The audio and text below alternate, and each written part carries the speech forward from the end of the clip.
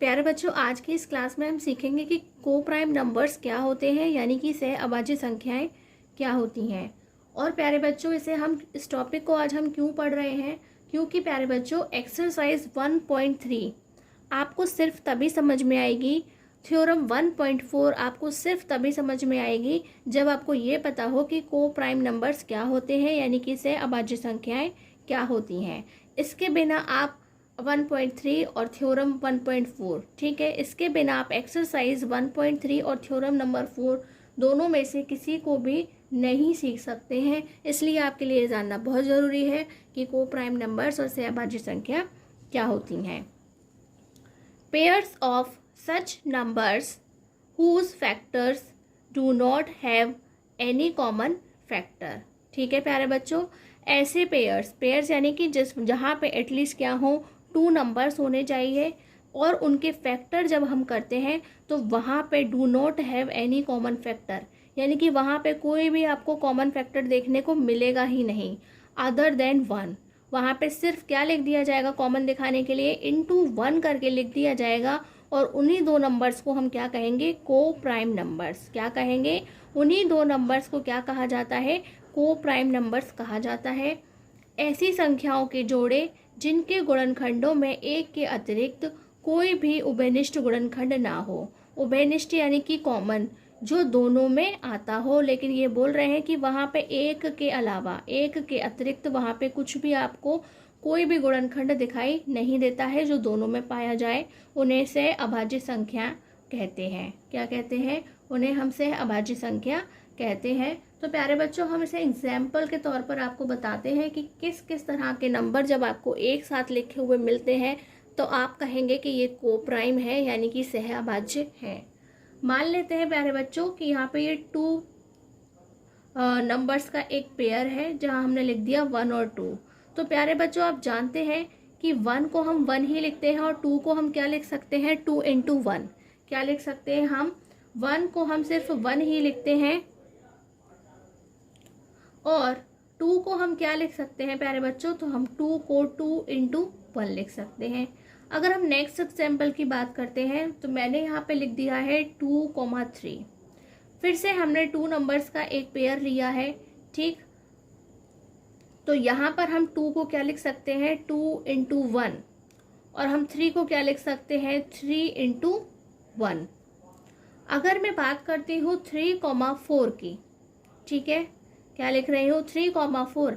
ये तो अभी तक ऐसा था कि कैसे नंबर है, सभी अभाज्य संख्याएं हैं। क्या है, 1 अभाज्य नहीं होता है, यानी कि प्राइम नहीं होता, लेकिन 2, 3 क्या थे, ये थी हमारे प्राइम नंबर्स, यानी कि अभाज्य संख्याएं थी। लेकिन 3 और 4 क्या है, दोनों अभाज्य संख्याओं का जोड़ा नहीं है, यानी कि 3 तो अभाज्य है, प्राइम नंबर है, लेकिन 4 क्या है, वह एक कंपोजिट नंबर है, भाज्य संख्या है, इसे 2 से डिवाइड किया जा सकता है। तो इसके फैक्टर क्या होंगे प्यारे बच्चों, 3 के फैक्टर में हम क्या लिखते हैं, 3 इंटू 1। 4 के फैक्टर में हम क्या लिखते हैं प्यारे बच्चों, 2 इंटू 2। लेकिन उसके बावजूद भी यहाँ पे कुछ कॉमन नहीं होता है, इसलिए हम इसे क्या लिख देते हैं, डायरेक्ट 4 इंटू 1, क्योंकि कॉमन तो कुछ दिखाई नहीं दे रहा है। ऐसे ही हम क्या लिख देंगे, 4,5 लिख सकते हैं, वहाँ पे भी आपको कुछ कॉमन नहीं मिलेगा। 5,6 लिख रहे हैं, यानी कि 2 अगर हम कोई भी लगातार संख्या लेते हैं, यानी कि 2 कंटिन्यूस आने वाले नंबर, 2 सक्सेसिव नंबर्स एक साथ दिखाई देते हैं, तो हम क्या कहेंगे कि वह सभी क्या हैं, हमारे को प्राइम नंबर्स हैं, यानी कि सह अभाज्य संख्याएं होती हैं। और प्यारे बच्चों, पिछले कुछ दिनों पहले आपने एक क्वेश्चन पढ़ा था अपनी एक्सरसाइज 1.2 में, वह था आपका 17, 19, 23।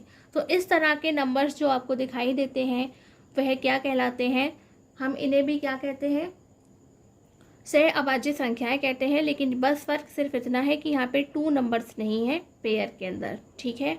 और प्यारे बच्चों, अगर आप इन सभी नंबर्स को नोटिस करें तो हम और क्या कह सकते हैं कि ऐसे 2 नंबर्स, क्या, ऐसे 2 नंबर्स जब जिनके हम HCF फाइंड करें, क्या करें, ऐसे 2 नंबर्स जिनका HCF क्या आता हो, 1 आता हो, क्या आता हो, 1 आता हो, वह क्या होते हैं, को प्राइम नंबर्स होते हैं। क्या होते हैं, उन्हें हम को प्राइम नंबर्स कहते हैं। और प्यारे बच्चों, सिर्फ ये जानना ज़रूरी नहीं है कि को प्राइम नंबर्स क्या होते हैं, हम आपको दिखाते हैं कि एक ही नंबर को कब हम को प्राइम यानी कि सहअभाज्य संख्या कहेंगे और कब हम उसे सहअभाज्य नहीं कहेंगे। तो प्यारे बच्चों, यहाँ मैं आपको एक नंबर लिख के दिखाती हूँ, 10/6। क्या है? 10/6 है ये अब P/Q की फॉर्म में जिस तरह से नंबर्स को लिखा जाता है, लेकिन इस तरह से जो लिखे नंबर होते हैं उन्हें हम क्या कहते हैं? रैशनल नंबर कहते हैं, यानी कि परिमेय संख्या कहते हैं।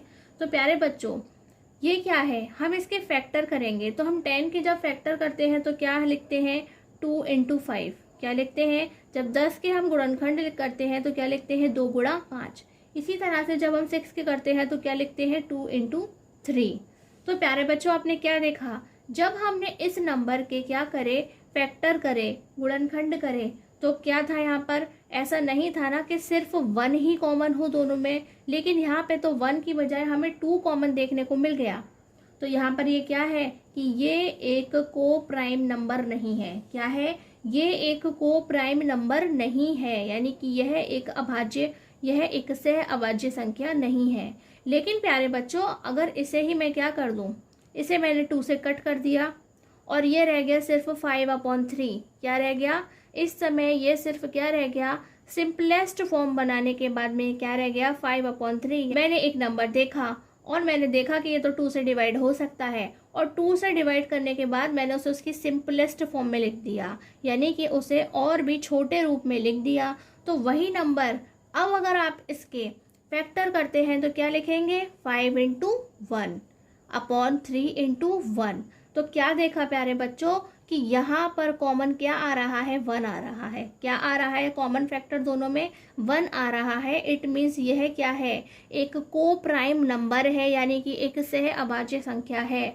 तो हम एक ही नंबर को कब हम को प्राइम नहीं कह सकते, कब हम उसे को प्राइम कह सकते हैं, यानी कि यह कब सहअभाज्य नहीं हो सकता और कब यह सहअभाज्य हो सकता है, ये समझना आपके लिए बहुत ज़्यादा ज़रूरी है।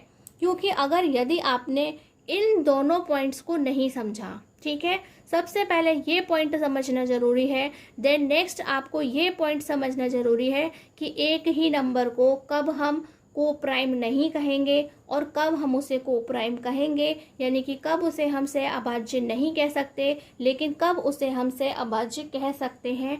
तब तक आप क्या नहीं सीख सकते? तब तक आप अपनी एक्सरसाइज 1.3 का कोई भी सम सॉल्व नहीं कर सकते। और प्यारे बच्चों, ना ही आप क्या है थ्योरम नंबर 1.4 को सॉल्व नहीं कर सकते जब तक आपको इस चीज़ की जानकारी नहीं होगी। तो इसलिए आज ही इसकी अच्छे से प्रैक्टिस कीजिए। और अभी भी यदि आपको कोई डाउट हो ये समझने के लिए कि को प्राइम नंबर्स क्या होते हैं, सहअभाज्य संख्याएं क्या होती हैं, तो आप हमसे कमेंट बॉक्स में पूछ सकते हैं। और इसके साथ साथ प्यारे बच्चों, जो हमारा को प्राइम नंबर्स यानी कि सहअभाज्य संख्याओं का जो टॉपिक है, उसके बाद हमें सबसे पहले क्या पढ़नी है? Theorem number 1.3। क्या करना है? थ्योरम नंबर 1.3 हमें सीखनी है। और जब आप थ्योरम नंबर 1.3 और को प्राइम नंबर्स को सीख लेंगे कि यह क्या होता है, देन आपको समझ में आएगा कि थ्योरम नंबर 4 क्या है, यानी कि वह इन दोनों से ही मिलकर के बनी हुई होती है।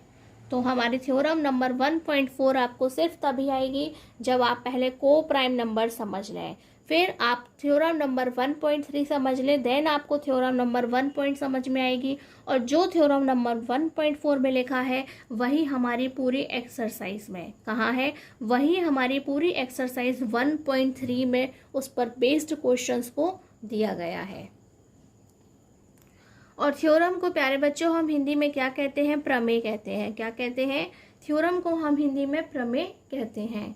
आज की क्लास में बस इतना ही। नमस्कार, धन्यवाद।